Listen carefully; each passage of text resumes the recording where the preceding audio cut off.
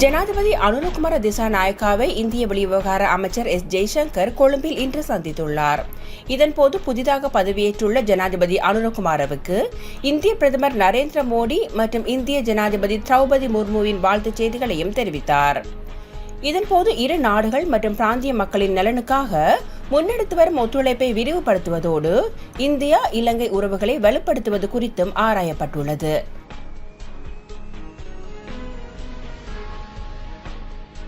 இந்திய வெளிவிவகார அமைச்சர் சுப்பிரமணியம் ஜெய்சங்கர் இன்று பிரதமர் ஹரிணி அமரசூரியவை சந்தித்து அவரது புதிய பொறுப்புகளுக்கு வாழ்த்து தெரிவித்தார்.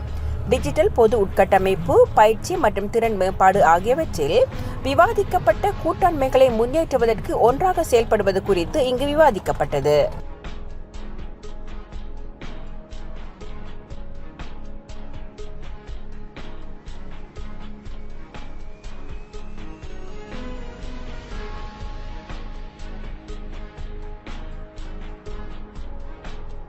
உத்தியோகபூர்வ விஜயம் மேற்கொண்டு இன்று இலங்கை வந்தடைந்த இந்திய வெளிவிவகார அமைச்சர் திரு சுப்பிரமணியம் ஜெய்சங்கரை வெளிவிவகார அமைச்சின் செயலாளர் திருமதி அருணி விஜயவர்தன மற்றும் இலங்கைக்கான இந்திய உயர்ஸ்தானிகர் திரு சந்தோஷ் ஜா ஆகியோர் அன்புடன் வரவேற்றனர்.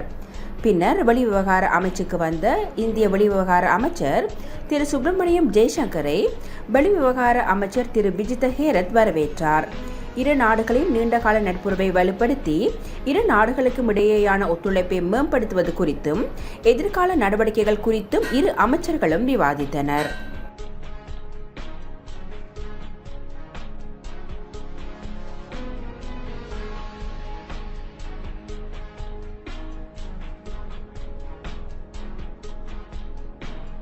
ஜனாதிபதி அனுரகுமார திசாநாயக்காவிற்கும் சர்வதேச நாணய நிதியத்துக்கும் இடையிலான சந்திப்பொன்று இன்று முற்பகல் ஜனாதிபதி அலுவலகத்தில் இடம்பெற்றது.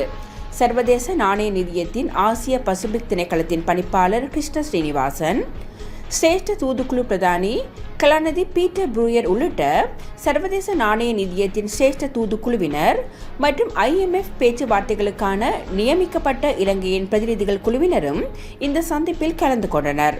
சர்வதேச நாணய நிதியத்துடனான வேலை திட்டத்தின் இலக்குகளை அடைந்து கொள்ளும் அதே நேரம் மக்கள் சுமைகளை குறைப்பதற்கான மாற்று வழியில் செல்வதே ஜனாதிபதி அனுரகுமார திசாநாயக்காவின் நோக்கமாகும்.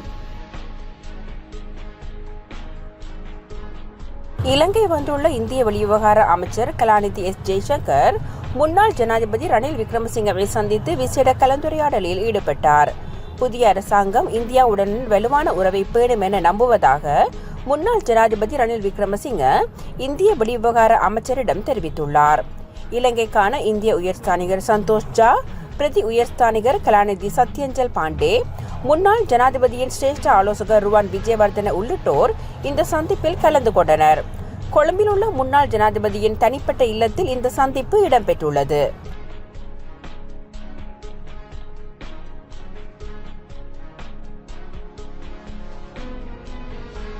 இந்திய வெளிவிவகார அமைச்சர் கலாநிதி சுப்பிரமணியம் ஜெய்சங்கர் மற்றும் ஐக்கிய மக்கள் சக்தியின் தலைவர் சஜித் பிரேமதாச ஆகியோருக்கு இடையிலான விசேட சந்திப்பொன்று இன்று கொழும்பில் உள்ள இந்திய உயர்ஸ்தானிகரின் உத்தியோகபூர்வ இல்லத்தில் இடம்பெற்றது.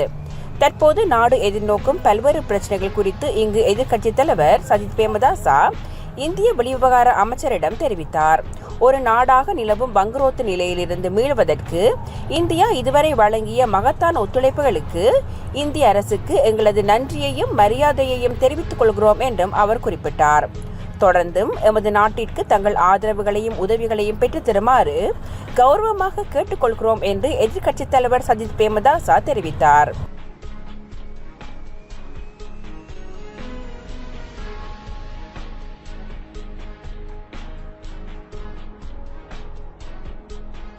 இன்று முதல் எதிர்வரும் 11ஆம் தேதி நண்பகல் 12 மணி வரை 22 மாவட்ட செயலர் அலுவலகங்களில் வேட்புமனுக்கள் ஏற்றுக்கொள்ளப்பட உள்ளதாக தேர்தல் ஆணைக்குழுவின் தலைவர் RMAL ரத்நாயக்க தெரிவித்துள்ளார். அரசியல் கட்சிகளும் சுயேட்சை குழுக்களும் எதிர்வரும் 11ஆம் தேதி மதியம் 12 மணி வரை கட்டுப்பணத்தை செலுத்த முடியும். இலங்கை நாடாளுமன்றம் 225 உறுப்பினர்களை கொண்டுள்ளது. அதில் 196 பேர் 22 தேர்தல் மாவட்டங்களில் இருந்து தேர்ந்தெடுக்கப்படுவார்கள்.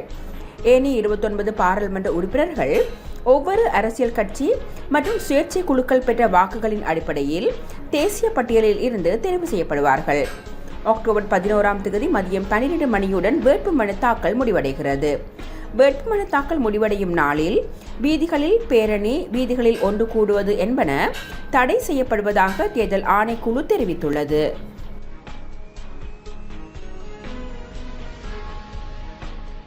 EPDPயினால் முன்னெடுக்கப்படும் வேலை திட்டங்களையும் அதன் வழிமுறைகளையும் ஏற்று மக்கள் எம்மோடு அணிதிரண்டு வரும் பட்சத்தில் மக்களின் எதிர்பார்ப்புகளை நிறைவேற்றிக் கொள்ளும் சந்தர்ப்பம் உருவாகும் என்று EPDP செயலாளர் நாயகம் டாக்டர் தேவானந்தா தெரிவித்துள்ளார். தீவகம் ஊர்காவல்துறை பிரதேச செயலக பிரிவுகளுக்குட்பட்ட EPDP கட்சியின் வட்டார ரீதியான செயற்பாட்டாளர்களுடன் இன்று நடைபெற்ற கலந்துரையாடலின் போதே அவர் இதனை தெரிவித்தார்.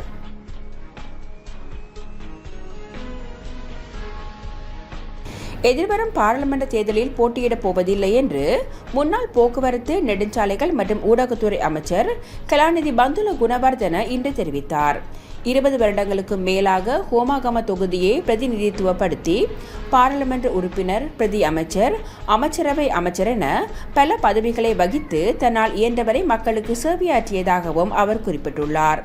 பாராளுமன்றத்தை பிரதிநிதித்துவப்படுத்துவதற்கு மக்கள் பிரதிநிதி இல்லாமல் பல வருடங்களாக அனாதரவாக இருந்த ஹோமாகம தொகுதி மக்களுக்காக இந்த நகரத்தை அறிவு கேந்திர நகரமாக மாற்றுவதற்கு தன்னால் முடிந்த அனைத்தையும் செய்துள்ளதை எண்ணி தாம் மகிழ்ச்சி அடைவதாகவும் பந்துல குணவர்தன தெரிவித்துள்ளார். அடுத்த சில வருடங்களில் மீண்டும் கலாநிதி பட்டம் ஒன்றுக்காக கற்கை நெறியை மேற்கொள்ள உள்ளதாகவும் சினிமா திரைப்படம் தயாரிக்க திட்டமிட்டுள்ளதாகவும் அவர் சுட்டிக்காட்டினார்.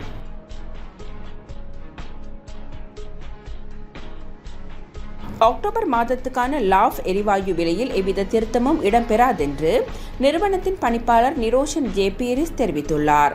தற்போது 12.5 கிலோ லாஃப் சமையல் எரிவாயு சிலிண்டர் 3680 ரூபாவுக்கும் 5 கிலோ எரிவாயு சிலிண்டர் 1477 ரூபாவுக்கும் விற்பனை செய்யப்படுகிறது. மேலும் 2.3 கிலோ எடையுள்ள எரிவாயு சிலிண்டர் 694 ரூபாவுக்கு விற்பனை செய்யப்படுகின்றமை குறிப்பிடத்தக்கது.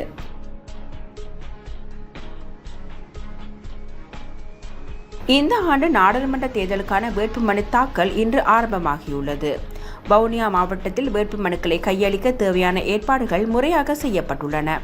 இம்முறை நாடாளுமன்ற தேர்தலில் போட்டியிடும் வேட்பாளர்களுக்கான வேட்புமனுக்களை மாவட்ட செயலகத்தில் இன்று முதல் கையளிக்க முடியும் என மாவட்ட செயலாளர் திரு P.A. சரத்சந்திர தெரிவித்துள்ளார்.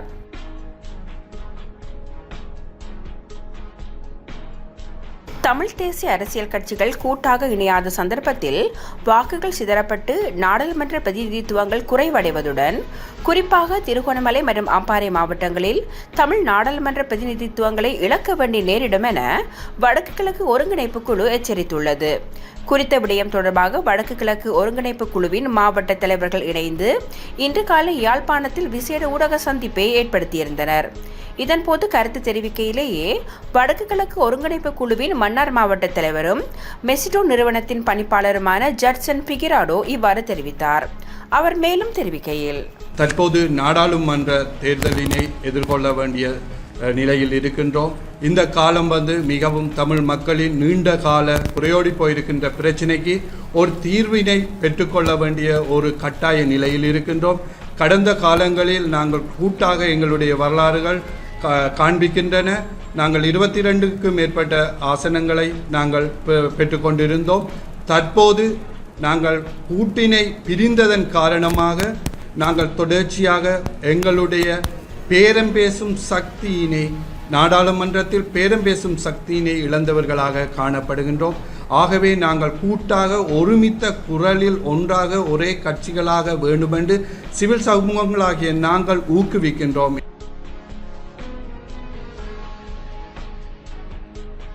தமிழக வெற்றி கழகத்தின் தலைவர் விஜய் கட்சி தொண்டர்களுக்கு கடிதம் எழுதியுள்ளார். மாநாட்டுக்கு தொண்டர்களை அழைத்து விடுக்கப்பட்ட கடிதத்தில் அனைவரும் ஒன்று கூடும் போது கட்டுப்பாட்டுடன் இருக்க வேண்டும் என்றும் அறிவுறுத்தியுள்ளார். விழுப்புரம் மாவட்டம் விக்கிரவாண்டி வட்டம் வி சாலை பகுதியில் எதிர்வரும் 27ஆம் தேதி நடைபெறவுள்ள தமிழக வெற்றி கழகத்தின் முதல் மாநாட்டுக்கான பந்தல் கால் நடுதல் நிகழ்வு இன்று வெள்ளிக்கிழமை அதிகாலை பிரம்ம முகூர்த்தத்தில் இடம்பெற்றது. இந்த நிலையில் கட்சி தொண்டர்களுக்கு நடிகர் விஜய் முதல் கடிதத்தை எழுதியுள்ளார்.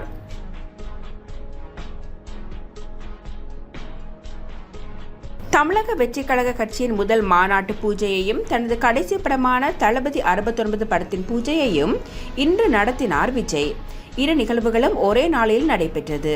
விஜய் ரசிகர்களுக்கு இது விருந்தாக அமைந்தது. வினோத் இயக்கத்தில் விஜய் நடிக்கும் தளபதி 69 படத்தின் பூஜை இன்று நடைபெற்றது.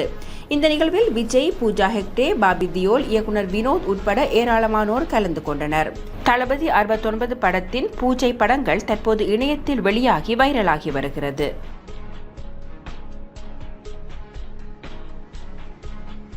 இந்திய அணியை அதன் சொந்த மண்ணில் வீழ்த்துவது கனவில்தான் நடக்கும் என்று பாகிஸ்தான் முன்னாள் தலைவர் ரமீஸ் ராஜா தெரிவித்துள்ளார்.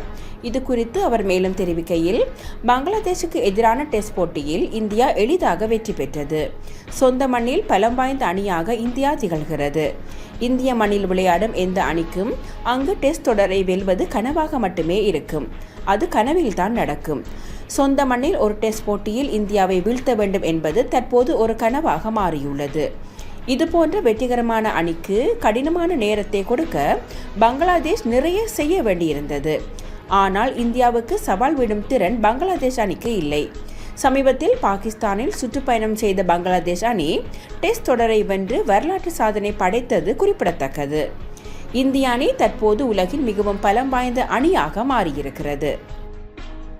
இதுபோன்று பல செய்திகளை தெரிந்து கொள்ள நமது வைப்ஸ் டிவி யூடியூப் தளத்தை சப்ஸ்கிரைப் செய்து அருகிலுள்ள பெல் பட்டனை கிளிக் செய்யுங்கள். மேலும் பல செய்திகளை அறிந்து கொள்ள www.vaibznews.com, vibesnews.com என்ற இணையதளத்தை பார்வையிடுங்கள்.